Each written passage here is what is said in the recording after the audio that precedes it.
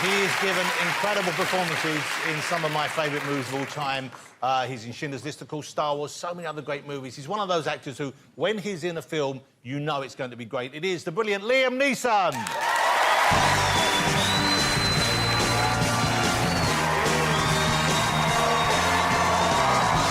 That's all we want. That's all we want. It's showbiz. Great to see you. This is Mel, and this is the amazing Bella Ramsey. How are you doing? Great to see you, Bella. Come on in, Liam. You're sitting up here. You're sitting up here. Yeah, go for it. Liam, it's so lovely to have you back on the couch. Thank you for joining me again. It's been a few years. It has, but thank you for joining me again. Great to be here. You know what's amazing? It's been a few years, but if anything, you look younger. You look amazing. Yeah. How are you keeping in such good shape? It does help. Can't buy you everything, but it can buy you youth, ladies and gentlemen. No, but do you exercise? Do you work out? Do you have a regime? You have to raise the heart. Yeah. Power walking. Yeah. God, A bit of that. rowing. Bit of rowing. And so, Sex. but do you power walk?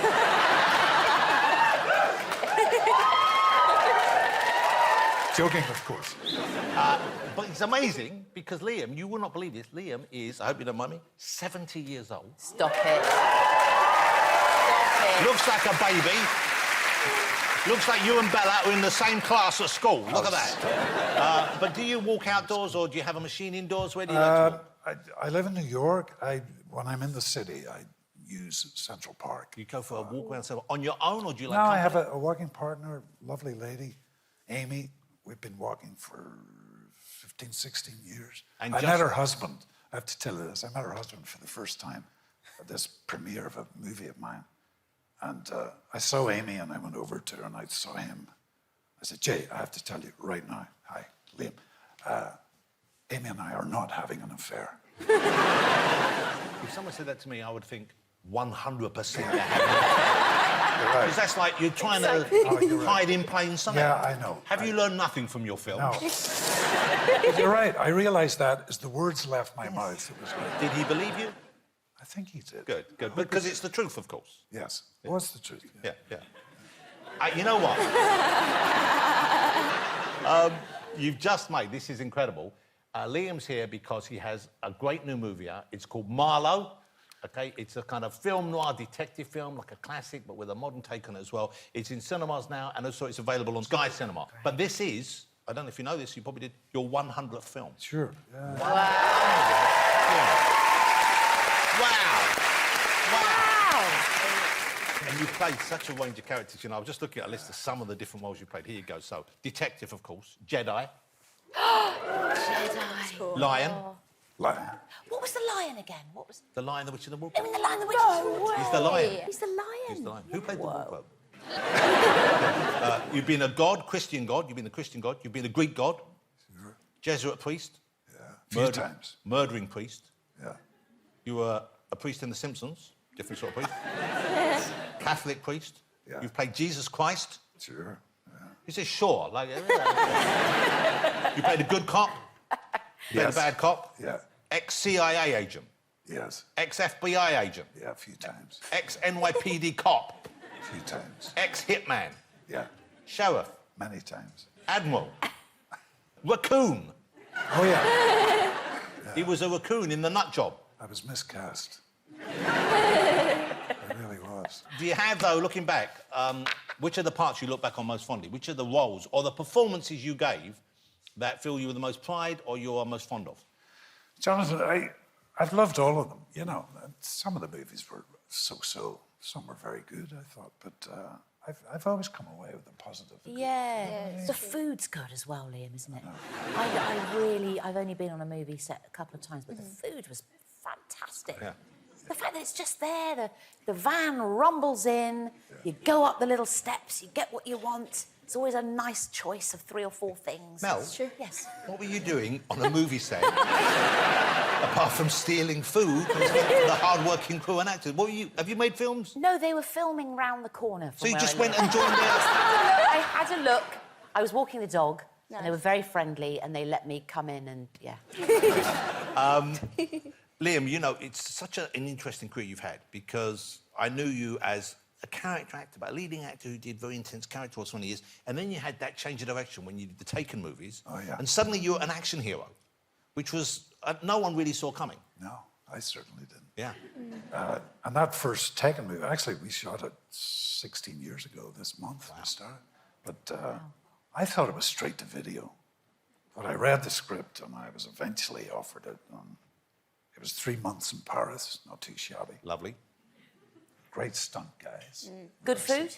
Good food? Imagine the French catering, Mel. Oh, stop it. Was it French? Well, he was in Paris. Agree. Of course it was French. How lovely.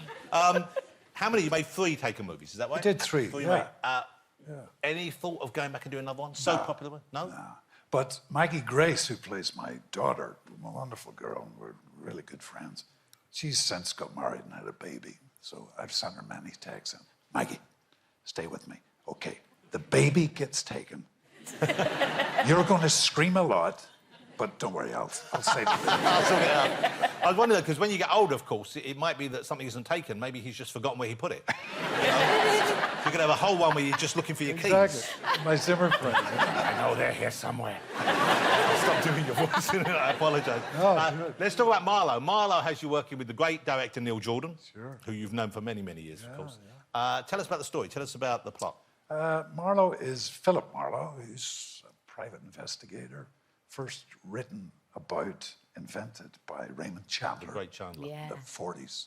You know, it's a bit shady, but has a code of ethics. I think. But he's kind of an honest man in a dishonest world, isn't Exactly. he? Yeah, that's a good way. Yeah, I love those books. I've read them all, And I think. it's set, our film's set in 1938, 1930. So there's action in it as well, but it's not really an action film. It's more kind of mystery. No, I don't. That's a great line as you leave the room there after beating those guys up. Yeah, I have to take credit for that because we did a few takes and I was like, here we go again. And there was quite a distance between disposing of the last guy and the door that I exit. I thought, I have to say something between here and there, you know. I thought, yeah, I'm getting too old for this. And Neil said, yeah, keep it. I like that. You know, as we were talking to Bella earlier about, no spoilers here, but you can work it out. Most people die in Game of Thrones, and Bella does die in it. I don't know, did you watch Game of Thrones? I did, I loved it. So do you remember her death? No, Okay. that's because upsetting me. Yeah. Fair enough. Could you remind us of your death was you were killed by a larger person?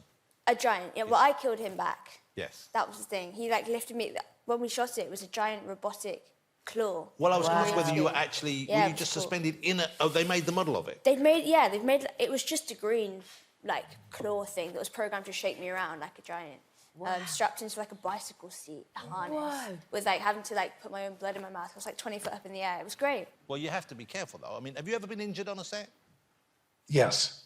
Yeah. Rob Roy, Tim Roth stabbed me in the hand. with Ow. He does have a temper. No, that was an accident, presumably. It was an accident.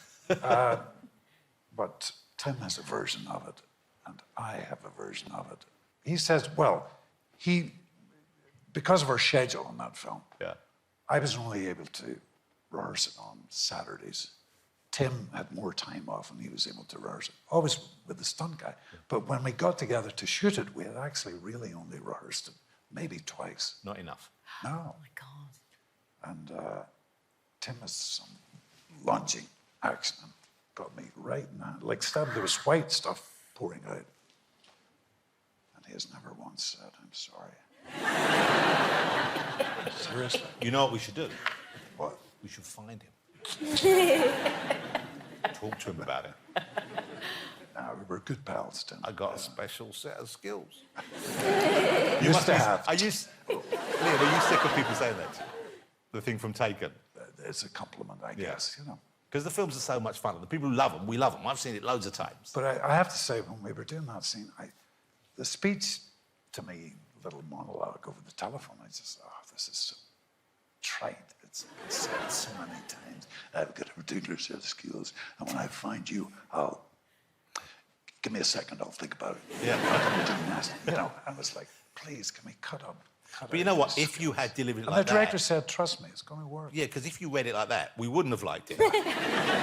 But it's the way you do it, because you have that serious tone, and it feels very real. it seemed to work, you know. Yeah. It Struck a did. chord. So if you'd have wanted to do the shortened version, thinking that was too long, what would you have said, do you think? What do you think the character...